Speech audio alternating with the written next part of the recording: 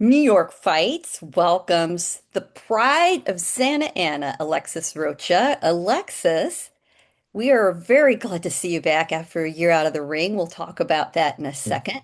And you have a big fight coming up Friday.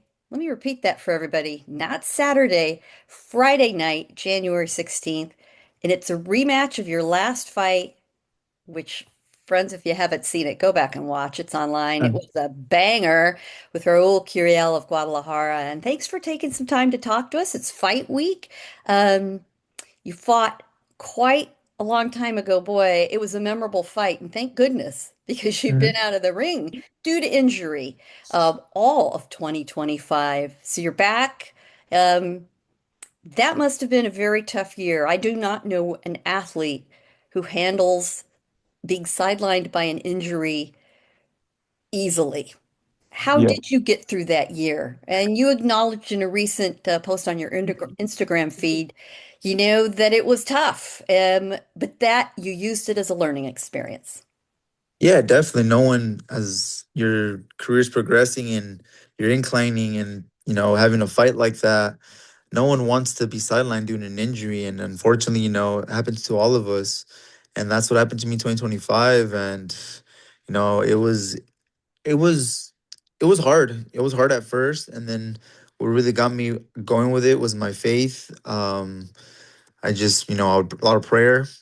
And I just kept moving on. I had my coaches, I had my fiance with me. They're all by my side, and they were all just with me to get me through the process. And little by little, I was going to therapy, starting getting that strength back, the mobility back, and I'm back 100% now. Do you think you were able in some ways because you had to, really think, you have more time to think than train for a long time? To look at your skill set, to look at, well, was there an opportunity here to work on? Did you take Yeah. advantage of that? What Oh, did you focus, definitely. what did you focus on? Definitely, you got to focus on everything about your game, whether it's the mental, whether it's the physical, you got to really involve as a fighter. And I really took the time back to look at video of myself and to keep telling myself, like, why do I go back to doing this? Why do I fall on this habit? Like, I got to really make those adjustments to break those. Yeah, that must be hard to look at yourself and say, man, I got to knock that off. Very hard, Right? yeah. Be very honest with yourself. And Mhm. I think that's hard for anybody to be that honest with themselves. Yeah. Well, you're not exactly taking a tune-up, Alexis, coming No. back after a year. You were Yeah. going right back in. And at the time of the fight, immediately after we all heard it was a majority draw, which what, honestly was not a disappointment because you both performed so well. The immediate conversation, no lack of enthusiasm for we got to run it back. We got to run it back. Yep, we're going to do it next. And I understand you were scheduled to go right back to the rematch and then unfortunately ended up being out for a year. Any second thoughts about this being your first fight back, or is it more No. an issue of unfinished business? It's more of an issue and unfinished business. I don't really look at tune-up fights. That's why you stay in the gym. And I think I need that time off really because I was fighting 3 times a year for the last 4 times. So you're in camp every other you're in camp 4 months out of the year. So it's crazy. I mean, not 4 months. You're in camp a majority You're in more than camp half of all the year. year. You're in Pretty camp all much. year with three Pretty fights a year. much. You really are. You can't Yeah. sit around. Was that the longest break you've had since you really started boxing in earnest as a profession, perhaps even back to your amateur days? Yeah. Hands down, that's the longest layoff I've had. But I think my body really needed it, and I think I needed it. Blessing in disguise, maybe. So again, it was an all-action fight. Two cards were even. The one card that wasn't even was a card in your favor. Yeah. Does that give you some added confidence going into the rematch? Not that I think you lack for confidence. Yeah, I mean, I always have that confidence there. I didn't need any more confidence. I think just going in and my preparation is what has me confident about getting into this fight. I prepared myself very well mentally, physically for this. You're going to be fighting in a brand new arena, or brand new to a lot of people. Mhm. It's a couple of years old, but I believe this is going to be the first boxing event there. That's Yeah, kind of a nice feather in your cap, and it's bigger yeah, than the venues that we're normally used to. Home for many, many years, Golden Boy has been out at Fantasy Springs, which is a hell of a lot of fun. hmm, Sells out regularly, and the crowds, the fans in the high desert are very enthusiastic. This is an arena about three times that size, and you're in the main event. Got to be looking forward to that as well. This is a return after, a year out of the ring. yeah. I mean, it's all a blessing, and I'm very grateful to be back in this position that I'm in. And Golden Boy has done a tremendous job, and I give them all the thank you in the world. Also with the zone too, allowing me to showcase my skills on their platform. This is all just a blessing to be back. Like we mentioned earlier, I was sidelined for a while and I was sitting in bed, recovering, injured, thinking, when am I gonna fight again? And to be days away right now, it's all a blessing. It was interesting watching you and Raul have your face off with Beto Duran. Again, I recommend that to fans who are on this platform. You both kind of argued among yourselves who was the underdog in the first fight, which I found kind of entertaining. Ah, But the truth is, according to the Ring Magazine rankings, you're right on top of each other. You're ranked seventh, he's ranked eighth. mm. I think that might surprise people either positively or negatively. So you've got a slight tick above him. But looking at the welterweight division, it's an interesting scene right now. You're the equal of really anyone in the top 10. For the winner of this fight, where does that send you in competition with those other top ranked welterweights? It looks like there are belts and, top rankings for the taking this year in 2026. Yeah, definitely. God willing, everything goes good. Friday night, come out with the victory. I'm looking to fight for world the title at the end of the year or mid-year by the summer. And but really my focus is on Raul Curiel Friday night. You got to focus. Mhm. You are acknowledged as having an excellent skill set overall, great technical skills all around. But Alexis, it's no secret that you also like to bang a bit. You were winning that first fight in the first few rounds, in my opinion, very handily. You are the better technical fighter. But damn it, you just couldn't stop yourself, could you? The I fans couldn't. are not the fans are not mad at it. Yeah. Is there any consideration going into the second fight?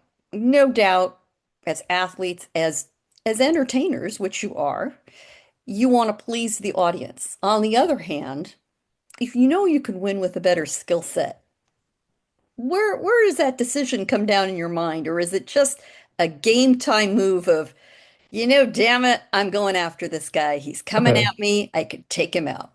Gail, you're a very fun interviewer. I gotta tell you that. That's no one's ever told me that, and that's what you talked about even earlier. Again, something about the habits that you gotta break, the stuff that you gotta break. That's one of them. I can't be a crowd pleaser all the time. I gotta do stuff for me, and that's we'll see Friday night to keep it short. Well, we will be very interested to see what happens Friday night. Yeah, It's going to be a terrific fight at any level, no question. yeah. Let me go through. You guys get asked a lot of the same questions. I mean, let's face it, you hear the same shit all the time. I have a set that I ask when I'm interviewing somebody that I'm hoping at least one or two of these you haven't been asked, at least not too often, if not at all. Okay?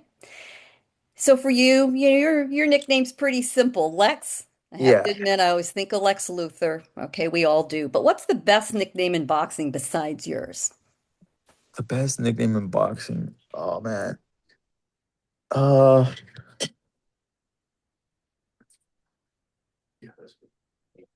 I can't think of it. I can only think of Iron Mike Tyson. That's the only It's nickname I can. hey, that works. That's not a bad one at all. And hey, it served him very well.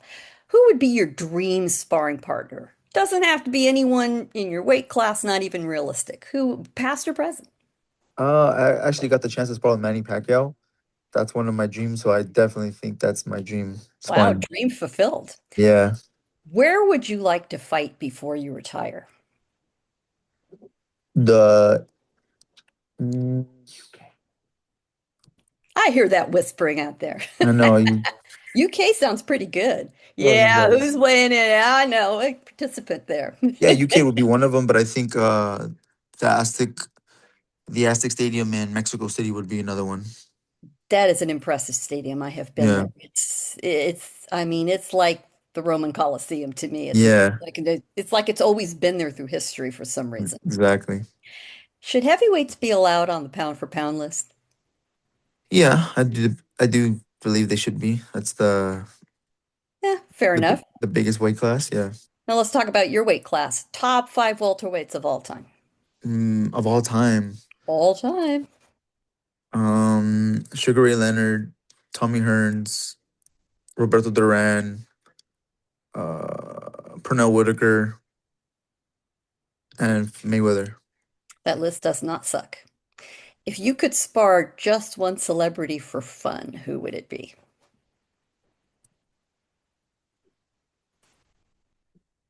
Adam Sandler. Oh, a very interesting choice. I think that would be fun. Mhm. Can he box? No, he Seems can't. That's like why I'm picking him. He's just a goofy guy. you just want to kick the shit out of him. Yeah. Your favorite boxing movie? Favorite boxing movie. Uh, the Iron Claw, probably. Oh, I very mean good. Iron Claw. I mean, no, not the Iron Claw. That's a wrestling movie. I'm sorry. Glad for this. I Oh, forgot. very. That's a Yeah. first. That's a first. I haven't heard that one from anybody else.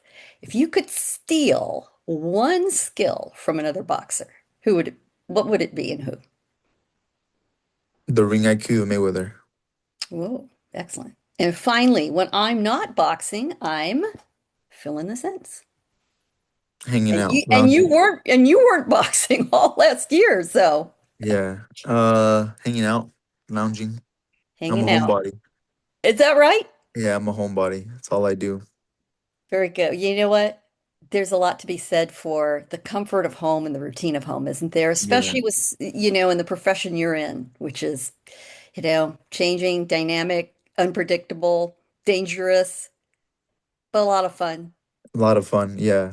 We're going to have some fun Friday night, aren't we? Yeah, we are. Very Definitely. good. Yeah. Let me remind everybody, Friday, hey, it's a quick drive from LA. It's a quick drive from Orange County. It's a quick drive from San Diego. It's even a pretty quick drive from Arizona, Las Vegas. Come on, everybody.